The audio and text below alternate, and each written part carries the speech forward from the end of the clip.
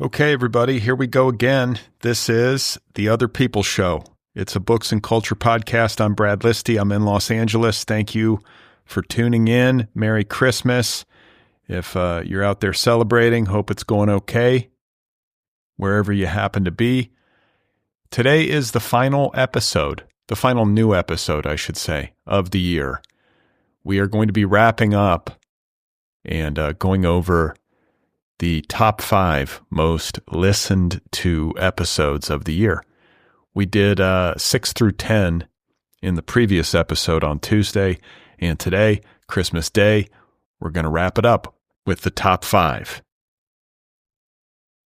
I want to give a quick reminder that the DeepDive holiday sale ends tonight, Christmas Day. It ends tonight at 11:59 p.m. Pacific time. You can save 30% on all DeepDive courses and bundles. These are writing courses. They are audio courses hosted by me and featuring some of today's most acclaimed contemporary writers. It's pretty cool. You can save 30% over at www.deepdive.audio. Use the offer code HOLIDAYS2025 to reap those savings. And if you want to send a gift, just select Send as a Gift at checkout, and you can schedule delivery to a person's inbox anytime. One more time, the website is deepdive.audio. So I'm trying to project. I'm recording this before Christmas. I'm trying to imagine what I will be doing as people are listening to this on Christmas Day, assuming people even are. I don't know what's going to be happening out there, but some of you will probably listen to this. The really hardcore sickos are going to be listening to this episode on Christmas Day. What will I be doing? I will be with my family. I'll be with my parents. My son is getting DJ equipment, so I can only imagine what's going to be happening, what I'm going to be hearing. He just wants to make beats. I don't know where he gets this stuff, but I'm going to probably be trying to figure out how to make beats with him on that. Maybe there will be some football on, just usual stuff. It's going to be raining, too, in Southern California, which I'm kind of excited about. That's like our version of a white Christmas. Otherwise, it's been quite a year for the show, almost 150 episodes. I think this is the 149th episode, brand new episode of the year, if I have my math correct. And I've had a lot of great conversations this year. Grateful to all of the authors who took time out of their busy lives to speak with me for the show. I read a lot of great books, and I appreciate everybody listening, right? Thanks for being here. Wouldn't be a show without you. So let's get to the top 5. We'll go over the episodes that were listened to more than any others, with the asterisk, with the caveat that the episodes that aired early in the year have a built-in advantage. I'm sorry about that. They just do. I don't know how to fit, there's no workaround that I can manage. So you just have to take that into consideration as we break it down. But we'll start with number 5. And it was a conversation with Jeff Alessandrelli about an essay that he published in Zona Motel called Minor Writer. And we had a conversation. The episode in question is called What Does It Mean to Be a Minor Writer, I think, right? Let me double check this. What does it mean? Yeah, what does it mean to be a minor writer? It aired back in October. A conversation with Jeff Alessandrelli. As I recall, I was scrambling for a guest, as I sometimes do. And I had read this essay online, and it had really struck a chord with me. I thought, well, this is interesting. This is something that I think is on a lot of writers' minds. Because most of us, even though, we're publishing, we're having some success, we feel like minor writers. Sales-wise, it would be hard to argue that we're not minor writers. Mid-list, worse than mid-list, indie press, micro press, all that kind of stuff. What does that mean? What does it have to say about literary ambition and obscurity and ego and the quiet reality that lives behind most books? It was a really fascinating conversation, and it got a huge response from listeners. So I wasn't alone in finding it interesting. Clearly, it was the 5th most listened to episode of the year. Jeff Alessandrelli lives up in Portland, Oregon, where he directs and co-edits the nonprofit book press and a record label called Phonograph Editions. His latest book is called And Yet, available from Future Tense Books. And this essay, Minor, Minor, Minor Writer, is an excerpt from an essay that will be included in a forthcoming collection that will be published by Autofocus Books, either in late 2027 or early 2028. So I think that sums it up. And here is an excerpt from the episode in question, What Does It Mean to Be a Minor Writer? My conversation with Jeff Alessandrelli. And I think that's amazing. I guess it just depends on what your goal is as an author, and I mean, minor writer, major writer, these terms are, antiquated in certain ways. They're very, very subjective. People think different things about them. I mean, I'm mostly a poet. I'm very engaged in community.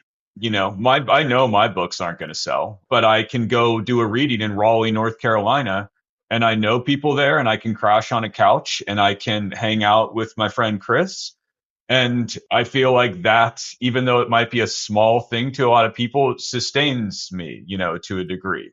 Now, I didn't set out with an ambition as a young person to be like a New York Times best-selling author, and some people do. And I think when you set the bar really high for yourself, you're always going to fail. I mean, which sounds bad, but I mean, you've done this show as an active community for many years with big authors, with not so big authors. And I think that probably sustains you on some level too, even though financially you'd love to be, again, raking it in. And so, I mean, words like community, I think get, they can seem trite or cliche or subpar, but I think they do matter. No, I think it matters hugely. And I do think there's something so fundamentally necessary about literary self-expression and the experience of reading literature that will persist. I'm curious to know if you feel the same. Do you see like an extinction level event coming for literature, or do you think it's going to just become increasingly peripheral, or do you think it could have a resurgence? I mean, I think people would say right now that there's no resurgence is necessary, that books matter to people more than ever before. I think that's fueled, though, by things that are ancillary to books, like Substack, like Instagram. I mean, we see all the time people publishing or people posting about their literary artifacts. I just think the thing that bums me out sometimes is that engagement on that social media platform is far higher than actually reading the essay or the book or even the short poem.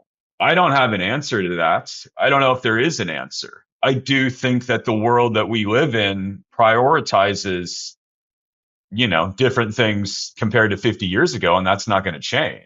And I mean, I don't think everyone was sitting around in 1952 and just reading Saul Bellow, some people were, but a lot of people weren't. And there's a lot more people in the world now. And I mean, I think those tastes haven't changed a whole lot. I mean, people didn't like Saul Bellow back then. They don't like him now, or they don't like this other author. But at the same time, more and more media has introduced itself into our lives. When in 1952, you're listening to the radio, you're maybe watching, I guess, a black and white TV, or you're reading a book, and now there's a lot more kind of stimuli that is, trying to get our attention. And oftentimes that stimuli is far more engaging than, black and white, black words on a white piece of paper. And so for younger people, I think who are, if you're 18 now, I teach community college. I mean, it's really hard for books to really ever make much headway, which isn't to say that the imagination and the creative act is ever really going to kind of be extinguished. Okay, that was Jeff Alessandrelli talking with me in an episode entitled, What Does It Mean to Be a Minor Writer? You guys loved this episode. A lot of people talking about it and listening to it. And once again, Jeff Alessandrelli is the director and co-editor of Phonograph Editions, and this essay that he wrote called Minor, Minor, Minor Writer, was published in Zona Motel, and it will be part of a collection published by Autofocus Books in about a year. So we are now to number 4, the fourth most listened to episode of 2025 was episode 955, my conversation with Curtis Sittenfeld. We were talking about her story collection entitled Show Don't Tell, available from Random House. This was Curtis Sittenfeld's second time on the show, but it was the first time that we had spoken in about 12 years. She is the New York Times bestselling author of many books, including the novels Prep, American Wife, Eligible, Rodham, and Romantic Comedy. And we had a great talk. I feel like I know Curtis. We're about the same age, and we're both from the Midwest. There's just something in the vibe that feels very familiar to me, and she's a delight to have a conversation with. So here is a little bit of episode 955, me talking with Curtis Sittenfeld. I think there's some socioeconomic privilege to feeling like pursuing an artistic career is viable. There's like practical considerations of not having to pay off loans. And then, so that's like a form of luck. Then there's also just the luck of, I sort of what you're saying, like somewhere along the way, for reasons that don't totally have to do with quality of work, I find readers, which first happens with an agent, then happens with within a publishing house, then happens outside of a publishing house. I think that I do work hard, not crazy. It also is like being a writer is so confusing. Like someone said to me recently, another writer was like, "Oh, I don't write for more than 2 or 3 hours a day." And I was like, "You write for 2 or 3 hours a day? Like who writes for more than 2?" There's like 2 people and everyone knows who they are. One of them is John Irving, who writes all day because almost nobody writes all day, which doesn't mean you're not doing other forms of work. But, and I also, again, I don't know if this is luck or not, but I think that some of the topics that are sincerely interesting to me are kind of in a sweet spot where they're not like necessarily wildly commercial, but they are commercial. So it's like, I'm not really, I can, sometimes I could have 3 ideas for novels and I could be like, well, this one feels more like it's the right moment to write this, but I'm never writing a book I don't want to write, or it hasn't happened yet. I'm not saying if I were in some, circumstances where I felt like I had to, for the money, I probably would do it, but I have been able to write what I want. And I just think this is a long rambling answer, but it also, we were talking a little bit before you started recording about, I was sort of a baby journalist, not the best baby journalist in my 20s. And I also was an incredibly avid consumer of magazines from a very young age, including reading, quote unquote, grown up magazines, whether it was women's magazines or Town and Country or Reader's Digest or whatever, from a very young age, from the age of 7 or something, or 8. And I think there's some accessible voice, clear and accessible voice that I naturally write in that might be tied to the magazine influence. All right, that was Curtis Sittenfeld talking with me in episode 955. We were discussing her story collection entitled Show Don't Tell, available from Random House. Great conversation with Curtis. And that brings us to number 3, the third most listened to episode of 2025. And it was episode 964, my conversation with Katie Kitamura, author of a novel called Audition, available from Riverhead. Katie Kitamura's other novels include A Separation and another one called Intimacies. Intimacies was longlisted for the National Book Award and the Penn Faulkner Award, and it was a finalist for the Joyce Carol Oates Prize. I should mention that Audition was, I believe, a finalist for the Booker Prize this year. So it's had an extraordinary run, and I was delighted to meet Katie Kitamura and have her on this program for the first time. Here is an outtake from episode 964. And it's a book that I wanted to be open to interpretation, and I wanted to be filled in by the reader. You know, I really didn't want it to be a book where there is one solution that I, the author, knew. And that if you couldn't arrive at that solution in some way, you hadn't understood the book. Because that's not my experience of reading at all. I did a doctorate in American literature, and I was primarily looking at the work of people who were no longer living. And I probably was not a very good academic, and I did not bother myself overly much with authorial intention. I was thinking primarily about what I thought the text was doing. And that was really a kind of wonderful way to relate to a book, to be freed of thinking about what the author thought they were doing and to think about what I thought the text was doing. And that's a little bit, I think, the spirit in which this book was written. To some extent, it doesn't matter what I think the book is about or what I think the book is doing. What really matters is what the reader thinks the text is doing. And there's a wonderful, I was interviewing a wonderful writer called Yasmin Zaher, who wrote this debut novel called The Coin, which came out last year. And she said something about the subconscious, not of her, but of the book.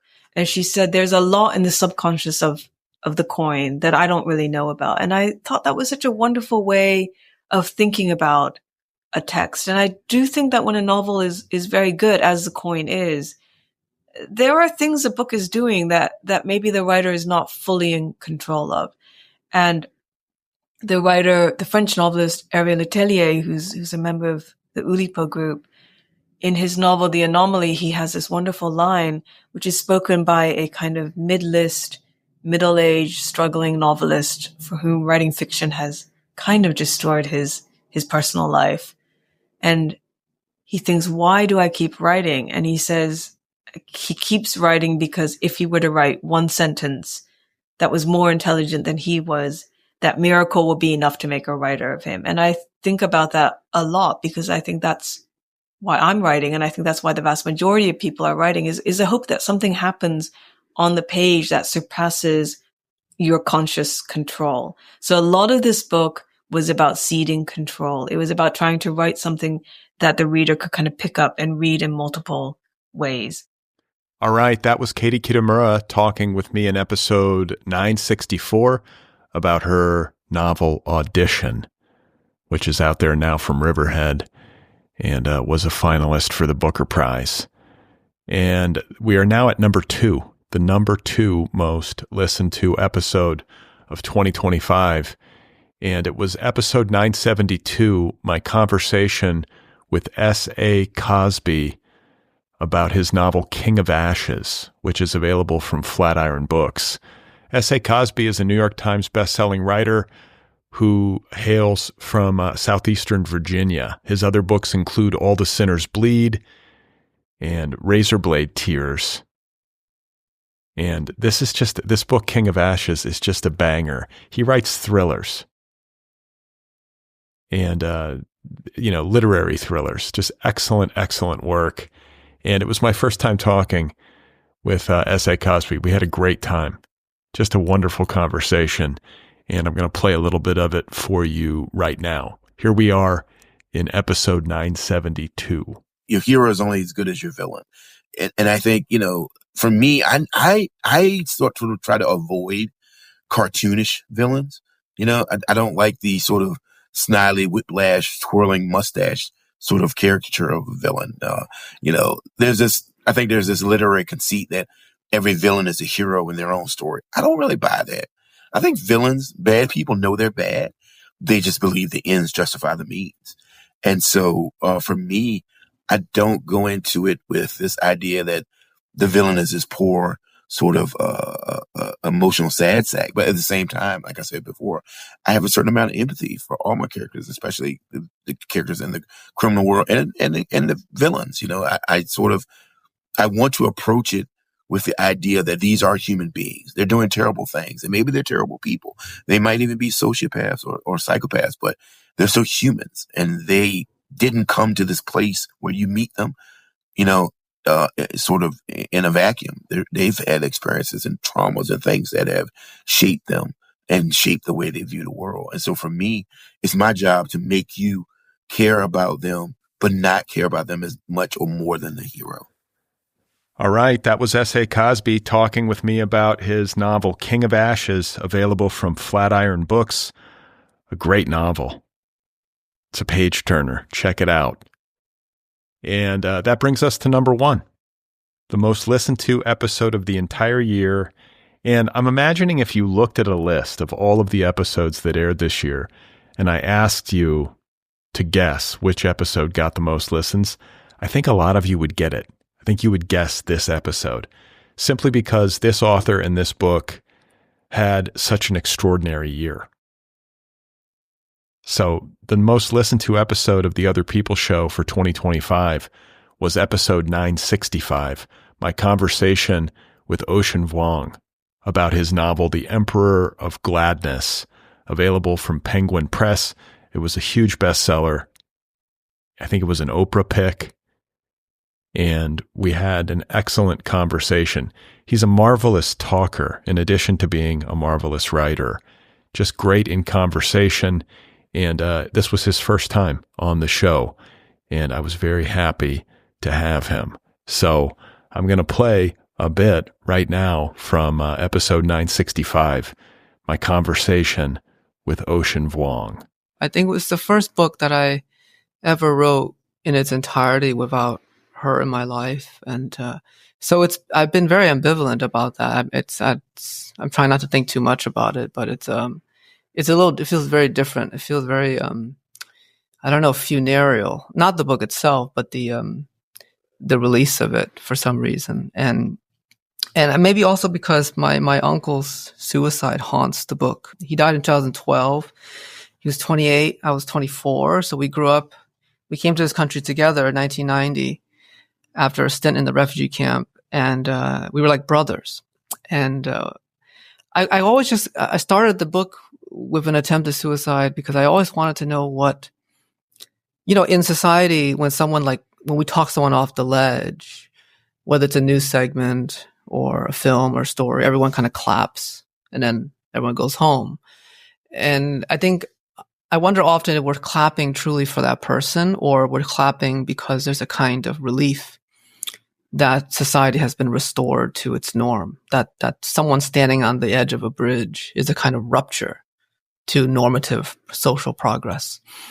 And I always wondered what would day 2 look like for someone who decides to step away from the ledge after contemplating taking their own life? What does day 3 look like, day 20? And I never got to ask that of my uncle.